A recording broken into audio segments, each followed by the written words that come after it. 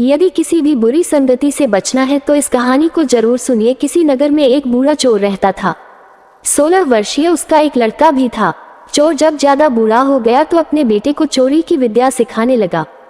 कुछ ही दिनों में वह लड़का चोरी विद्या में प्रवीण हो गया। दोनों बाप बेटा आराम से जीवन व्यतीत करने लगे। एक दिन चोर ने अपने बेटे से कहा, देखो बेटा, साधु संतों की बात कभी नहीं सुननी चाहिए।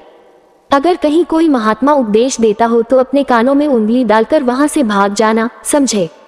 हाँ बापू, समझ गया। एक दिन लड़के ने सोचा, क्यों न आज राजा के घर पर ही हाथ साफ कर दूं। ऐसा सोचकर उधर ही चल पड़ा। थोड़ी दूर जाने के बाद उसने देखा कि रास्ते में बगल में कुछ लोग एकत्र होकर खड़े हैं। उसने एक आते हुए व्यक्ति से पूछा, उस स्थान पर इतने लोग क्यों एकत्र हुए हैं? उस आदमी ने उत्तर दिया, वहां एक महात्मा उपदेश दे रहे हैं। ये सुनकर उसका माथा ठनका। इसका उपदेश नहीं सुनूंगा, ऐसा सोचकर अपने कानों में उंगली डालकर वह वहां से भाग निकला। जैसे ही वह भीड़ के निकट पहुंचा, एक पत्थर से ठोकर लगी और वह गिर गया। उस समय महात्मा जी कह रहे थे, कभी झूठ नहीं बोलना चाहिए। जिसका नमक खाए उसका कभी बुरा नहीं सोचना चाहिए। ऐसा करने वाले को भगवान सदा सुखी बनाए रखते हैं। ये दो बातें उसके कान में पड़ी। वह झटपट उठा और कान बंद कर राजा के महल की ओर चल दिया। वहां पहुंचकर जैसे ही अंदर जाना चाहा कि उसे वहां बैठे पहरेदार ने टोका, अरे कहाँ जाते हो? तुम कौन हो? उसे महात्मा का उपदेश याद आया, झूठ नहीं बोलना चाहिए। चोर ने सोचा, आज सच ही बोलकर देखें। उसने उत्तर दिया, मैं चोर हूँ, चोरी करने जा रहा हूँ। अच्छा जाओ। उसने सोचा राजमहल का नौकर होगा, मजाक कर रहा है। चोर सच बोलकर राजमहल में प्रवेश कर गया। एक कमरे में घुसा। वहां ढेर सारा पैसा तथा जेवर देख उसका मन खुशी से भर गया। एक थैले में सब धन भर लिया और दूसरे कमरे में घुसा। वहां रसोई घर था। अनेक प्रकार का भोजन वहां रखा था।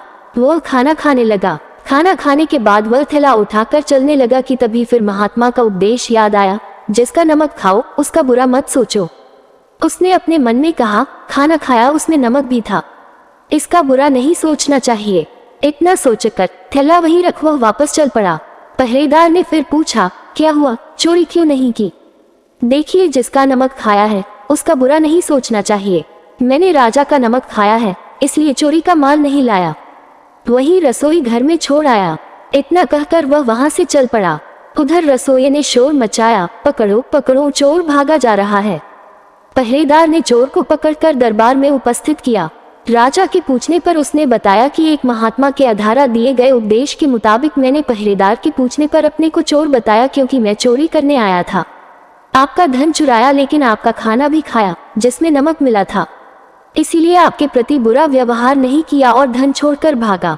उसके उत्तर पर राजा बहुत खुश हुआ और उसे अपने दरबार में नौकरी दे दी। वो 2-4 दिन घर नहीं गया तो उसके बाप को चिंता हुई कि बेटा पकड़ लिया गया, लेकिन 4 दिन के बाद लड़का आया तो बाप अचंभित रह गया अपने बेटे को अच्छे वस्त्रों में देखकर। लड़का बोला, बापूजी, आप तो कहते थे कि किसी साधु संत की बात मत सुनो, लेकिन मैंने एक महात्मा की बात सुनी और उसी के मुताबिक काम किया, तो देखिए सच्चाई का फल, मुझे राजमहल में अच्छी नौकरी मिल गई। दोस्तों, कृपया चैनल को सब्सक्राइब कर लीजिए।